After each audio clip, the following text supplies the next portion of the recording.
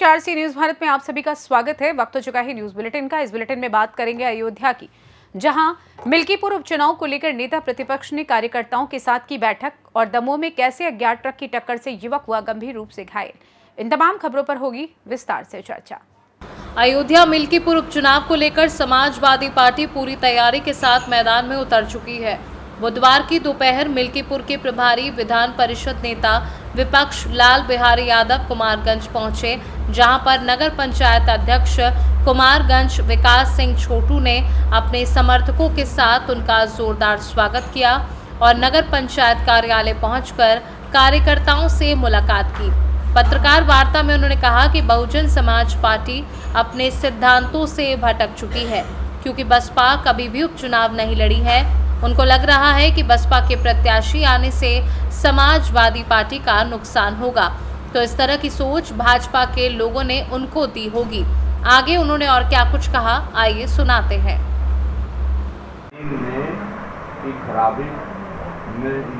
खराब स्थिति है, ये वास्तविकता है कि 50 सीट नहीं, अगर ईवीएम से चुनाव न हो, अगर आज बैलेट से चुनाव हो जाए तो हम जो है 80 में जो है 70 से ऊपर जो है सीटों पर चुनाव जीता। इतना अभी ईवीएम मशीन में चुनाव, ये तो रेशियो इतना जाए, तो जनता चुनाव लड़ी, इतना वोट का परसेंटेज समाजवादी पार्टी का बढ़ा कि उसको ये रोक नहीं पाए। नहीं तो बहुत दूसरी स्थिति होती। आज देश में सरकार जो है इंडिया गठबंधन की होती, उसको इन लोगों ने जो है ईवीएम के माध्यम से ही रोका है। इसलिए हम लोग ईवीएम के पक्ष में नहीं, ईवीएम को हटा दिया जाए। जिसने ईवीएम बनाया जिस देश ने, वहाँ पर ये लागू नहीं है। अयोध्या से सी न्यूज संवाददाता राहुल पांडे की रिपोर्ट। खबर दमोह से है, जहां अज्ञात ट्रक की टक्कर से बाइक सवार युवक हुआ गंभीर रूप से घायल। प्राप्त जानकारी के अनुसार 100 डायल से युवक को सीएचसी बटियागढ़ लाया गया, जहां पर ड्यूटी डॉक्टर नीलेश पटेल ने प्राथमिक उपचार के बाद घायल युवक की स्थिति गंभीर होने पर जिला अस्पताल रेफर किया। घटना बटियागढ़ थाना क्षेत्र अंतर्गत सरिया तिराहे की बताई जा रही है। घायल इरफान पिता हल्के खान उम्र 25 वर्षीय निवासी सरिया तिराहा बटियागढ़ पुलिस ने मामला दर्ज कर जांच में ले लिया है। जी सर, एक गंभीर अवस्था में युवक लाया गया सीएचसी में, क्या जानकारी? एक 25 वर्षीय युवक को 100 डायल के द्वारा गंभीर अवस्था में सीएचसी बटियागढ़ लाया गया था, जिसे प्राथमिक उपचार के बाद गंभीर अवस्था में से जिला चिकित्सालय दमोह रेफर किया गया। कितनी कहाँ चोटें लगी? हाँ, लगभग सिर में गंभीर चोट थी। दमोह से सी न्यूज संवाददाता संतोष मोदी की रिपोर्ट। कजलिया पर्व पर दमोह जिले के बनवार खेर माता मंदिर एवं मुवार झरोली शाला प्रांगण में ग्रामीणों ने सामूहिक रूप से सेरो नृत्य का प्रदर्शन किया। प्राचीन परंपरा बुंदेलखंड के गांव में आज भी कायम है। बुंदेलखंड अंचल में प्राचीन परंपराएं पुनर्जीवित रखने का प्रयास ग्रामीणों द्वारा किया जा रहा है। ग्रामीण अंचलों में इसकी वानगी हर त्योहार पर नजर आ रही है और प्राचीन परंपरा के अनुसार इस पर्व पर भी सेरो का नृत्य किया गया। प्राचीन काल से इस विधा का आयोजन होता आ रहा है, लेकिन अधिकांश जगहों पर धीरे धीरे दौर से बाहर हो रहा है। ग्रामीणों की टोलियों द्वारा सामूहिक रूप से पारंपरिक वाद्य यंत्र, ढोल, नगाड़े, झांझर के साथ हाथों में लाठियां लेकर किया गया। दमोह से सी न्यूज संवाददाता संतोष मोदी की रिपोर्ट। सुप्रीम कोर्ट के द्वारा दलित समाज के लिए दिए गए फैसले के खिलाफ बुधवार राजनीतिक पार्टी और सामाजिक संगठनों के द्वारा भारत बंद का आह्वान किया गया था। जनपद में कुछ जगहों पर दलित समाज के लोगों ने दुकानें बंद कर रैली जुलूस निकालकर विरोध जताया। बता दें, उच्च न्यायालय द्वारा अनुसूचित जाति जनजाति के उपवर्गीकरण आरक्षण फैसले से संतुष्ट न होने को लेकर बुधवार को बहुजन समाज पार्टी विधानसभा अध्यक्ष 160 बालामऊ श्रीराम गौतम भीम आर्मी जय भीम संगठन पदाधिकारी नरेश चंद्र गौतम व कार्यकर्ताओं ने सैकड़ों ग्रामीणों ने पैदल व बाइक रैली निकालकर सुखईपुर व प्रतापनगर चौराहा होते हुए बेनीगंज कोतवाली परिसर पहुंचकर प्रभारी को राष्ट्रपति संबोधित ज्ञापन सौंपा है। आज आप लोग किस लिए यहाँ पे खड़े हुए हैं और क्या कारण है, पूरा बताएं हमें। मैं नरेश चंद गौतम, भीम आर्मी जय भीम मंडल उपाध्यक्ष लखनऊ।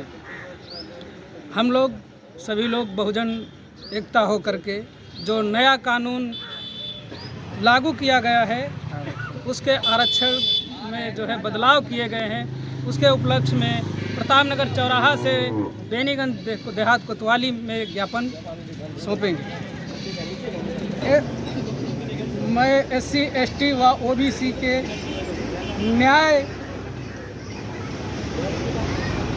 न्याय व सम्मान सुप्रीम कोर्ट के फैसले को खारिज करने और आरक्षण पर नया कानून लाकर के संविधान की नींव को अनुसूचित में डालकर संरक्षित करने की मांगे शामिल हैं। आज आप लोग कोतवाली परिसर में पहुंचे हैं, किस मुद्दे को लेकर पहुंचे हैं, क्या समस्या थी? ये हमारी जो आरक्षण के विरोध में हम पहुंचे हैं, संविधान के विरोध में हम पहुंचे हैं, जो सुप्रीम कोर्ट हमारे साथ अन्याय कर रही है, इसलिए मैं धरना प्रदर्शन कर रहा हूं। आज 500 की लोगों की भीड़ में है, जो नहीं सुनवाई होगी तो 5000 की जनसंख्या में सुनवाई होगी, नहीं अगर सुनवाई हो 5 लाख, अगर नहीं सुनवाई होगी तो मोटर कार बंद हो जाएगी। दिल्ली में जाएंगे, मैं दिल्ली जाऊँगा और दिल्ली 5 करोड़ जनता के बारे में 5 करोड़ जनता पैदल ले जाऊँगा सुप्रीम कोर्ट को। हमें न्याय चाहिए, न्याय चाहिए, हमें आरक्षण चाहिए। मैं इसलिए थाना पर मैंने धरना प्रदर्शन किया। हर जिले पे हो रहा, हर जगह पे हो रहा। हमारे पास पैसे इतने नहीं थे, इसलिए मैं गरीब जनता को यहाँ पे पैदल यात्रा में थाना पे जो है कि मैंने ज्ञापन दिया है। हमारी टीम जो बड़ी भारी है, जो हमारे बड़े अध्यक्ष हैं और हमारे कार्यकर्ता बड़े लंबे लोग हैं, वो कलेक्टर पे हरदोई पे दे रहे हैं, इसलिए मैंने धरना प्रदर्शन यहाँ किया है। केवल आरक्षण के लिए ज्ञापन दिया है और भी बिंदु हैं आपके? हाँ, आरक्षण है, संविधान के बारे में दिया है, जो इस पर छींटाकशी कस रहे हैं, उस पर बदलना चाहते हैं, इसलिए मैंने हर चीज़ पे दिया है, सारे बिंदुओं पे मैंने लिखा है। आप लोग कहाँ से कहाँ तक आए हैं? प्रतापनगर चौराहा से बेनीगंज कोतवाली थाना बेनीगंज, मैं पैदल यहाँ चल के आया हूँ। क्या आश्वासन मिला है कोतवाली पर? कोतवाली में हमें कोतवाल साहब ने कहा है कि तुम्हारा जो ये ज्ञापन है मैं उच्च अधिकारियों के आगे मैं भेज दूंगा। बहुत धन्यवाद। हरदोई से सी न्यूज़ संवाददाता शिवम गुप्ता की रिपोर्ट। भंडारा में महाराष्ट्र नवनिर्माण सेना के अध्यक्ष राज साहेब ठाकरे भंडारा में जिला कलेक्टर त्रिमूर्ति चौक में भव्य स्वागत किया गया। महाराष्ट्र नवनिर्माण कार्यकर्ताओं ने फूलमाला और पटाखे की आतिशबाजी से जोरदार स्वागत किया। आगे मीना होटल कार्यकर्ता साथ बैठक लेंगे। इस समय मनसे प्रमुख नितिन वानखेड़े, उपाध्यक्ष शैलेश गजभिये, कृष्णा बावनकुले, अखिल चित्री बड़ी तादाद में कार्यकर्ता मौजूद थे। भंडारा से सी न्यूज़ संवाददाता निश्चल यनोरकर की रिपोर्ट। सुप्रीम कोर्ट के क्रीमी लेयर वर्गीकरण फैसले के विरोध में आज संपूर्ण बालाघाट बंद रहा। आरक्षण बचाओ संयुक्त मोर्चा के आह्वान पर सभी दुकानें सहित अन्य सुविधाएं बंद रहीं। बंद के दौरान SC ST सहित अन्य वर्ग के लोग रैली निकालकर सभा का आयोजन किया और SDM को राष्ट्रपति के नाम ज्ञापन सौंपकर सुप्रीम कोर्ट के फैसले को वापस लेने की मांग की। इस दौरान उन्होंने सुप्रीम कोर्ट के फैसले का विरोध करते हुए कहा कि सुप्रीम कोर्ट के इस फैसले से राज्य सरकारों को मनमानी करने का अवसर मिल जाएगा और राज्य सरकार जिस भी जाति को चाहे आरक्षण से वंचित कर सकती है। इसमें ST SC के विभिन्न जातियों में फूट पड़ने की संभावना है। प्रधानमंत्री जी की ओर से ST SC के ऊपर क्रीमी लेयर लागू नहीं करने की बात कही जा रही है, लेकिन उपवर्गीकरण पर चुप्पी साधे हुए हैं, जिसे केंद्र सरकार पर विश्वास नहीं है। वास्तविक में सरकार ST SC के हितैषी है तो सुप्रीम कोर्ट के आए फैसले को पलटते हुए संविधान संशोधन लाए। समस्त भारत में उस न्यायपालिका का जो आदेश है, जो वर्गीकरण क्रीमी लेयर और जो पंजाब का आदेश है, निश्चित तौर पे इस आदेश के कोर्ट के आदेश के आने के पहले सांसदों ने इस बात को रखा था जब सदन चल रही थी, लेकिन वहाँ पे तो मान ली गई कि इस प्रकार का कोई आदेश नहीं आएगा, लेकिन चुपके से फिर एक आदेश कोर्ट से आ जाता है और जो उस आदेश के बाद जहाँ आरक्षण के ऊपर कहीं ना कहीं वर्गीकरण करके जो सक्षम है उनको वंचित करके और जो छूटे हुए हैं उनका ध्यान में रखते हुए एक इस प्रकार का एक आदेश निकलता है जो एक ST SC OBC समाज को एक बहुत भ्रम में डालता है और उनके अधिकारों का पूरा हनन होता है। ये भारत जो हमारा है, ये बहुत मुश्किल की आज़ादी के बाद हमको ये भारत आज हम आज़ाद हुए। और इस संविधान को बनाने वाले डॉक्टर भीमराव अंबेडकर ने हमारे इस खुला आरक्षण हमारे देश में सबको बराबर अधिकार का दिया है। इस आदेश के खिलाफ आज पूरा भारत बंद है और उसी तारतम्य पीड़ा इस बात की है कि जो न्यायपालिका कहलाती है, न्यायपालिका ने 2002 में फैसला दिया कि संविधान में आरक्षण पे चर्चा करने का सुप्रीम कोर्ट का विषय नहीं है। ये 2002 में राजस्थान के किसी व्यक्ति ने लगाया था, उस पर दिया था। और आज 20 साल बाद वही संविधान की पीठ बैठती है और जजों की पीठ बैठती है और संविधान में फिर संशोधन के लिए फैसला देती है। और ये इसमें ये है कि जो सक्षम लोग हैं, जो बोल पा रहे हैं इस समाज के लिए, उनको इस समाज से अलग कर दिया जाए, उन जातियों को अलग कर दिया जाए, ताकि पीड़ित लोग घर में जो मर रहे हैं वो घर में मरते रहे। उनके बोलने वालों को ख़त्म करने की तैयारी, उसका ये विरोध था। हम भी चाहते हैं कि हमारे साथियों को, हमारे भाइयों को आरक्षण मिले। जितने बेकलाग के पद हैं वो बेकलाग के बाद भर दो, हमारे बाकी साथियों को मिल ही जाएगा। ये जो है केंद्र शासन और सुप्रीम कोर्ट की मिलीजुली ये चाल है, जो गरीब समाज को, पिछड़ा वर्ग, अनुसूचित जाति, जनजाति को तोड़ने का, आपस में बांटने का प्रयास है। उसका हम विरोध किए हैं। आज पूरा भारत बंद है। पूरा अध्यक्ष जी, आज के जो विरोध प्रदर्शन है उस पर संक्षिप्त प्रतिक्रिया आपकी। आज दरविंदर बनाम पंजाब राज्य का जो फैसला 1 अगस्त 2024 को आया था और जिसमें आरक्षण में वर्गीकरण और क्रीमी लेयर का विषय जो था, जिससे ST/SC जो समुदाय है उस समुदाय के आरक्षण में और एक आरक्षण सर्वोच्च न्यायालय द्वारा जो आदेश पारित की गई थी, उसी के विरोध में आज संपूर्ण भारत बंद। बालाघाट से सी न्यूज़ संवाददाता विशाल महानंद की रिपोर्ट। देश भर के कई दलित संगठनों ने मिलकर भारत बंद का आह्वान किया। ये भारत बंद अनुसूचित जाति और जनजातियों में सब कैटेगरी को लेकर सुनाए गए सुप्रीम कोर्ट के फैसले के विरोध में हुआ। अनुसूचित जाति जनजाति संयुक्त संघर्ष समिति की ओर से जारी किए गए एक बयान में कहा गया कि सुप्रीम कोर्ट को ये फैसला वापस लेना चाहिए। दलित संगठन इस फैसले को संविधान विरोधी और भीमराव अंबेडकर का अपमान बता रहे हैं। जानकारी के मुताबिक बंद सुबह 6 बजे से शाम 8 बजे तक रहेगा, जिसके दौरान सभी दुकानें, स्कूल और कॉलेज बंद रहेंगे। इस दौरान वाहनों की आवाजाही पर भी रोक रही, हालांकि आपातकालीन सेवाएं बाधित नहीं हुई। चक्का जाम में कई पार्टी के कार्यकर्ताओं के साथ साथ कई अन्य लोग मौजूद थे। सुप्रीम कोर्ट जो ST/SC आरक्षण के खिलाफ कोटे के अंदर क्रीमी लेयर लागू करने का जो कानून पास किया है, उसके विरोध में पूरा भारत बंद है।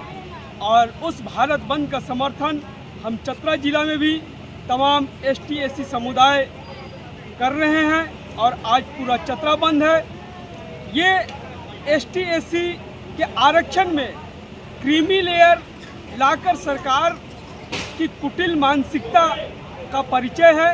ये ST/SC आरक्षण को ख़त्म करना चाहता है। मैं सरकार से एक सवाल पूछना चाहता हूं कि ST/SC को जो आरक्षण मिला है, ST को 7.5% और SC को 15%, क्या वो तमाम आरक्षित सीटों में ST/SC के लोग आज फुलफिल हैं? और जब आज भी ST/SC आरक्षण का सीट खाली रह जाता है तो सरकार उसमें भी क्रीमी लेयर लगाकर आरक्षण को पूरी तरह से समाप्त करने का साजिश मांग क्या रख रहा है। हमारी मांग है कि ये जो भी क्रीमी लेयर लगाया गया है, इसे वापस लिया जाए और ST/SC का आरक्षण में जितने भी रिक्त पदें हैं, उन तमाम पदों में ST/SC को बहाल किया जाए। क्या नाम है आपका? मेरा नाम महेश बांडो, जनसंघर्ष मोर्चा का सचिव। चतरा से सी न्यूज़ संवाददाता लकी की रिपोर्ट। नगला धनी व आसपास क्षेत्र के समाज सेवी कमलेश कुमार व पंजाबी ज्वेलेसर के साथ ही आकाश गुप्ता द्वारा घायल राष्ट्रीय पक्षी मोर को सामुदायिक पशु चिकित्सालय ज्वेलेसर ले जाया गया, जहां चिकित्सकों द्वारा उपचार देने के बाद राष्ट्रीय पक्षी को पशु चिकित्सालय लाने वाले युवकों के सुपुर्द कर दिया, जिसके संबंध में कमलेश कुमार व अन्य द्वारा बताया गया कि घायल राष्ट्रीय पक्षी मोर को वन विभाग ज्वेलेसर रेंज के सुपुर्द कर दिया गया है। एटा से सी न्यूज संवाददाता अजय अगरिया की रिपोर्ट। ग्वालियर में रीजनल इंडस्ट्री कॉन्क्लेव के आयोजन को अब सिर्फ 9 दिन बाकी रह गए हैं। 28 अगस्त को राजमाता विजया राजे सिंधिया कृषि विश्वविद्यालय में लग रहे निवेशकों के इस मेले की तैयारी ने आकार लेना शुरू कर दिया है। दरअसल 28 अगस्त को ग्वालियर में होने जा रहे रीजनल इंडस्ट्री कॉन्क्लेव में ग्वालियर चंबल अंचल फोकस में रहेगा। अंचल के उत्पादों से लेकर यहां निवेश की संभावनाओं को निवेशक नज़दीक से जानेंगे। अंचल के लिए ये बड़ा मौका साबित हो सकता है जब देश दुनिया के निवेशकों के सामने यहाँ के अवसरों को सामने रखा जाएगा। भारतीय उद्योग परिसंघ इस रीजनल इंडस्ट्री कॉन्क्लेव में नेशनल पार्टनर के रूप में भूमिका निभा रहा है। इसको लेकर अलग अलग स्तरों पर तैयारियां की जा रही हैं। विदेशी मेहमानों के स्वागत से लेकर ग्वालियर चंबल को जाने में भी ऐसे प्रयास हैं। रीजनल कॉन्क्लेव में ग्वालियर के निवेशकों को भी पूरा मौका दिया जाएगा। देखिए 28 तारीख को जो इंडस्ट्रियल कॉन्क्लेव ग्वालियर में होने जा रहा है उसके लिए जो सुरक्षा के इंतजाम हैं वो पूरी व्यवस्था कर ली गई है। जो वेन्यू है, वेन्यू पे जो पार्किंग अरेंजमेंट्स हैं वो पूरे प्लान कर लिए गए हैं। जो हमारे गेस्ट आ रहे हैं उनके मूवमेंट कहाँ कहाँ संभावित हो सकते हैं उसके टेंटेटिव रूट्स पे व्यवस्था कर ली गई है। तो ग्वालियर पुलिस पूरी तरह तैयार है। हमारे सारे सीनियर ऑफिसर्स, आईजी साहब और पुलिस मुख्यालय से भी लगातार निर्देश मिल रहे हैं। तो जो भी हमारे अतिथि आएंगे उनको प्रोटोकॉल के हिसाब से किसी प्रकार का व्यवधान ना हो और पूरे वेन्यू में बहुत अच्छे तरीके से सारी व्यवस्थाएं रहें। तो लगातार हम लोग इसमें प्रयास कर रहे हैं और आगामी 1 हफ्ते के अंदर और व्यवस्थाओं को दुरुस्त करेंगे। तो वीवीआईपी भी रहेंगे तो सारे लोग भी आएंगे। देखिए जो सिक्योरिटी प्रोटोकॉल है, जो वीआईपी प्रोटोकॉल के हिसाब से सिक्योरिटी कैटेगरी के हिसाब से आएंगे तो सिक्योरिटी कैटेगरी के नॉर्म्स के साथ व्यवस्थाएं लगेंगी। बाकी ओवरऑल जो मूवमेंट है, मूवमेंट उनका स्मूथ रहे, वेन्यूज़ पे प्रवेश ठीक ठाक हो जाए, पार्किंग अरेंजमेंट से वो सारी इंतजाम हम लोग कर रहे हैं। सिक्योरिटी कैटेगरी के कुछ वीआईपीज आएंगे तो उनके जो प्रोग्राम्स आएंगे उसके मुताबिक व्यवस्था लगाएंगे। कितने जमात तैनात? देखिए वेन्यू पे, रूट पे मुझे लगता है कि ज़िले में जो करीब 3000 का बल है, सारे लोग अपनी जगह व्यवस्था लगाएंगे।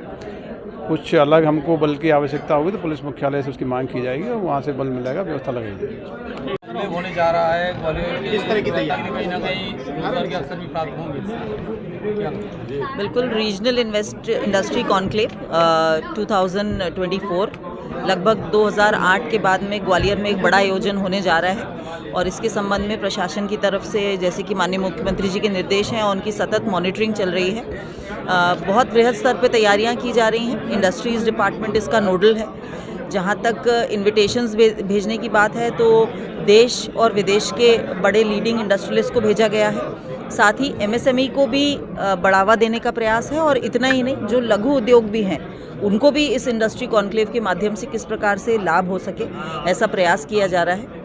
और हमको ऐसा लगता है कि ग्वालियर और चंबल क्षेत्र के लिए एक निश्चित रूप से बहुत ही बड़ा सक्सेसफुल ये मीट साबित होगा।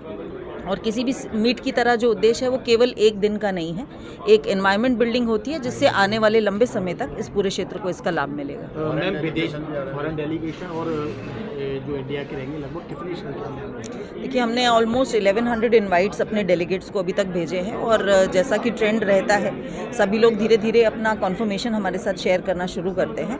तो we are looking forward to it और उनकी संबंधित तैयारियां बहुत अग्रणी स्टेज पर है, चाहे उनके स्टे से संबंधित हो, उनके यहाँ पर ट्रांसपोर्टेशन से संबंधित हो, सारी व्यवस्था हम लोग करें। मुख्य अतिथि माननीय मुख्यमंत्री जी रहेंगे और उनके साथ में जो डेलीगेट्स की जैसे सीनियर लोगों की सूची फाइनल होती है हम आपके साथ शेयर करेंगे। ग्वालियर के कुछ उद्यमी थे जो पहले आपकी मीट हुई थी। ग्वालियर से सी न्यूज संवाददाता शिवम सिंह चौहान की रिपोर्ट। पुलिस महानिरीक्षक रीवा जोन महेंद्र सिंह सिकरवार और पुलिस महानिरीक्षक साकेत प्रकाश पांडे रीवा, पुलिस अधीक्षक रीवा विवेक सिंह के द्वारा नशे के विरुद्ध चलाए जा रहे विशेष अभियान के तहत अतिरिक्त पुलिस अधीक्षक विवेक कुमार लाल एवं अनुविभागीय अधिकारी थ्योथर उदित मिश्रा तथा अनुविभागीय अधिकारी पुलिस मनगवा कृपाशंकर द्विवेदी के मार्गदर्शन में जोनल टीम के साथ अवैध नशीली कप सिरप की बिक्री करने वाले 2 आरोपियों को वाहन के साथ गिरफ्तार किया गया है। आइए सुनाते हैं संबंध में अतिरिक्त पुलिस अधीक्षक विवेक कुमार लाल ने मीडिया से चर्चा में क्या कुछ कहा है। ये हमारी जो आईजी साहब, डीआई साहब, एसपी साहब का निरंतर इसके विरुद्ध विशेष अभियान जारी है। उसी के तारतम्य में कल एक बड़ी कार्रवाई गढ़ में हुई है। हमारी बॉर्डर की पूरी टीमें लगी हुई थी, थानों की, सोहागी, जने और मनगवा, रायपुर, कचलियान, गढ़ की लगी हुई थी पूरी टीमें। सूचना आई थी साहब के पास। उसी के तारतम्य में जब घेराबंदी करके गढ़ पुलिस को बड़ी भारी सफलता मिली, जिसमें से 1200 सीसी लगभग 2 लाख से ऊपर की शराब और एक कोरेक्स और एक आर्टिका गाड़ी जो करीब 12 लाख रुपए की है, ये दोनों को जब्त किया गया है। इसमें 4 आरोपी हैं, जिसमें से अभी 2 को पकड़ लिया है। दोनों प्रयागराज से संबंधित हैं, दोनों आरोपी, और एक जो रीवा ज़िले का शामिल है उसकी तलाश अभी जारी है, और एक आरोपी और है जिसके संबंध में विवेचना की जा रही है। रीवा से सी न्यूज़ संवाददाता अर्जुन तिवारी की रिपोर्ट। फिलहाल न्यूज बुलेटिन में बस इतना ही। देश दुनिया की तमाम खबरों की जानकारी के लिए आप देखते रहिए सी न्यूज़ भारत। हर खबर आपके साथ, आपके हाथ।